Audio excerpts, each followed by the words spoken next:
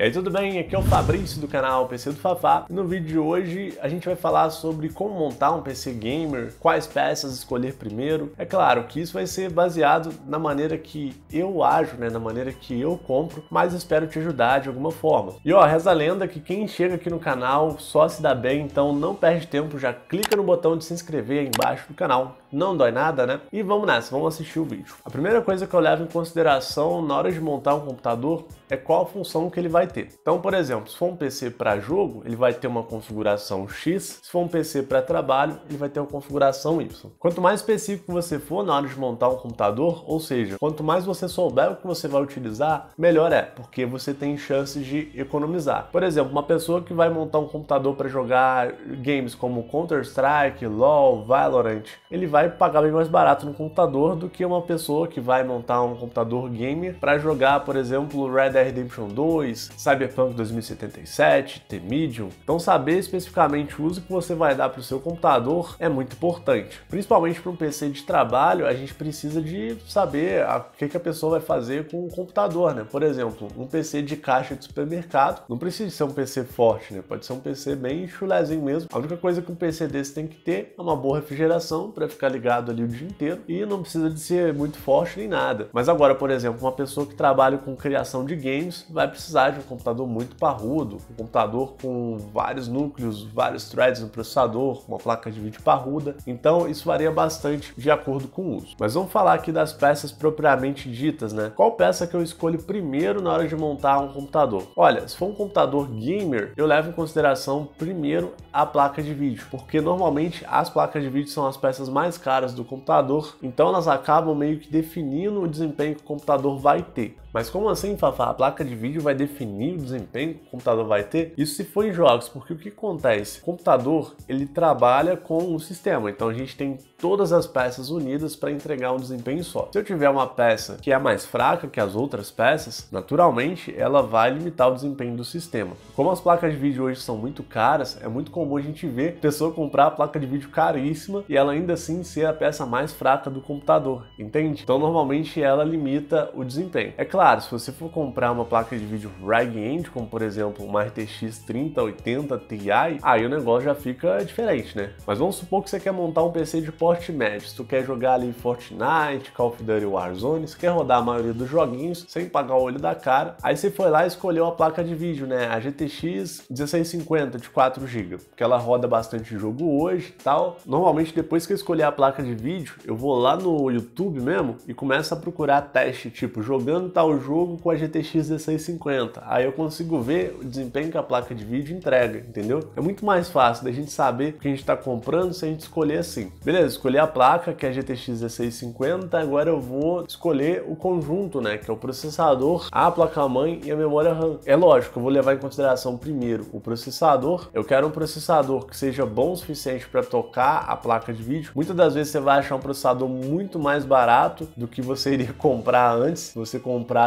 escolhendo o processador primeiro, e até porque às vezes processador de 5, 6 anos atrás ainda dão super conta de placas de vídeo muito potentes, então às vezes um processador aí da segunda geração da Intel já consegue ficar bom com uma GTX 1650, não tô de brincadeira, tá? Por exemplo, o i7 3770K fica muito bom com essa placa de vídeo, então realmente dá para economizar uma grana, mas a gente tem que levar em consideração o conjunto, né, que é a placa-mãe, o processador e as memórias. O processador que a gente escolher, ele vai precisar de uma placa-mãe específica para ele, uma placa-mãe que tem um encaixe para o processador e ela também vai funcionar com memórias específicas, né? E aí a gente tem que colocar na balança qual processador que entrega mais desempenho a um baixo custo, mas levando em consideração o processador, a placa-mãe e as memórias que a gente vai ter que usar neles. E falando também de memória RAM, hoje eu não montaria um PC com menos de 8 GB de memória RAM. Eu montaria de 8 GB para cima. O ideal para mim ali é 16 GB.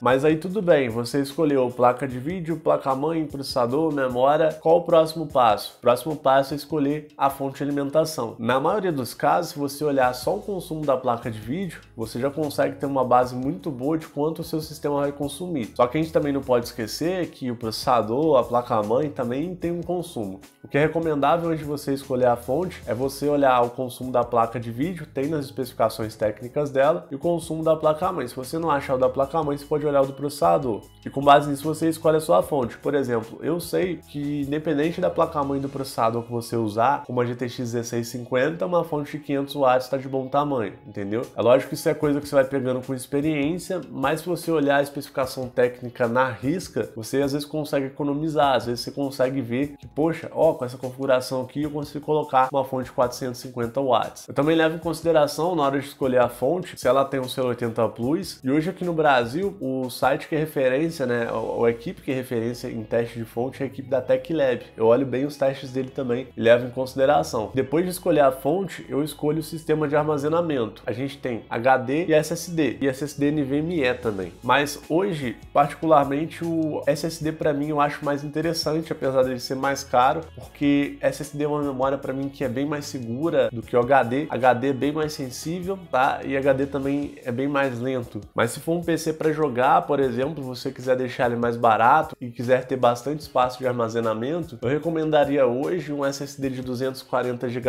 para instalar o sistema e alguns programas e um HD de pelo menos 1 TB para instalar jogos e tal. O problema do HD hoje é que ele não pode bater e que ele tem uma taxa de transferência muito lenta. Então se você comprar, sei lá, um PC só com HD, instalar um Windows nele e instalar jogos, qualquer coisa que você fizer no computador vai ficar lenta. Por exemplo, às vezes para abrir um navegador de internet, o computador vai travar. E não necessariamente é porque o computador é ruim, é porque o HD não está dando conta do sistema. Então a gente tem aí um gargalo, né, que é um dispositivo do computador que está lento e atrasando os outros. Falando de gargalo, a gente também tem gargalo em todas as peças. A gente pode ter gargalo de HD, a gente pode ter gargalo de SSD, gargalo de processador com placa de vídeo, gargalo de memória RAM, por memória RAM com latências altas. Então é muito interessante a gente analisar todas as peças na hora de escolher um PC por causa disso. Só que também não adianta ficar bitolado com essa questão do gargalo, tipo, ai, eu tenho que eliminar o gargalo, porque você vai acabar pagando caro por isso. Eu olharia o preço e está compensando. No passado, eu tentava montar sempre o PC equilibrado, e eu descobri que o PC equilibrado, o PC que não tem gargalo, sai muito mais caro. Tem uns gargalos que eu acho melhores ser no computador do que outros. Por exemplo, um gargalo de placa de vídeo é melhor que ter um gargalo de processador, porque é melhor eu ter a placa de vídeo sendo um fator limitante no meu desempenho do que o meu processador, porque o processador ele serve para todas as tarefas. Se o meu processador está chegando a 100% de uso, ele pode causar travamentos no sistema inteiro, né? Então para tudo de funcionar bem. E se a minha placa de vídeo chega a 100% de uso, no máximo eu vou ter o desempenho do jogo ali travado, o desempenho do jogo um pouquinho abaixo do esperado. Então até aí tudo bem. Agora para mim o único gargalo que é inaceitável no computador é o gargalo de armazenamento. O gargalo de armazenamento ele trava o computador inteiro, então por isso que eu recomendo comprar SSD, tá? Inclusive eu sempre deixo o link na descrição, se quiser dar uma força pro canal, só comprar lá. É claro que eu não me esqueci do resto das peças, que é o gabinete e os periféricos, como o teclado, mouse, monitor. Eu particularmente montaria o hardware primeiro, porque o que interessa mais para mim hoje, né, é a função do computador ser cumprida. Então se ele cumpre a função bem, para mim já tá legal. Depois eu compraria o gabinete, aí beleza. Se você quiser um gabinete com frufru, bonitão, legal, eu acho bonito também, né? Dá um gosto de usar o computador, não dá mais desempenho, mas é legal. Depois eu compraria o meu monitor e por último eu compraria o meu teclado e mouse. Eu já vi muita gente começar a montar um computador hoje com o teclado e mouse, cara. E às vezes a pessoa compra um negócio caríssimo e fica sem grana depois para montar um PC, às vezes para pôr uma memória RAM, alguma coisa assim. E o teclado e mouse hoje é muito barato. Às vezes você até ganha de presente de alguém. Então compra essas coisas por último, pelo amor de Deus. Mas vamos organizar o pensamento daquilo que a gente falou agora. Pode parecer bobo o que eu falei, mas a ordem dos fatores, né, altera o produto sim. Então dependendo do jeito que você se planejar para montar o computador, você vai conseguir montar um muito melhor. Então primeiro a gente começa no importante, o que provavelmente vai definir o desempenho, que é a placa de vídeo. Depois, processador, memória RAM e placa-mãe. Então olha o desempenho do processador, escolhe esse conjunto, a fonte logo em seguida, o HD ou SSD, dependendo do que você for montar, e o gabinete. Você levando em consideração essa sequência, por exemplo, se você escolher o conjunto placa-mãe, processador, memória RAM e faltar um pouco de grana para você escolher o sistema de armazenamento, você consegue escolher um sistema de armazenamento menor que não vai afetar tanto o desempenho do PC. Então, por exemplo, eu ia comprar um SSD de 1 TB, pô, não deu dinheiro, comprei uns 240 GB. Legal, quando tu tiver grana, tu coloca mais SSD depois que tá sossegado, entende? Então tem como você enxugar a grana. Eu ia comprar o gabinete bonitão, mas não sobrou dinheiro para comprar o bonitão. Aí você compra o simplesinho. Ou se for maluco igual eu, você monta na bancada e usa o PC numa boa. Assim, não recomendo não, mas entende? Tem opções. Montei o computador do jeito que eu queria, faltou grana pro monitor.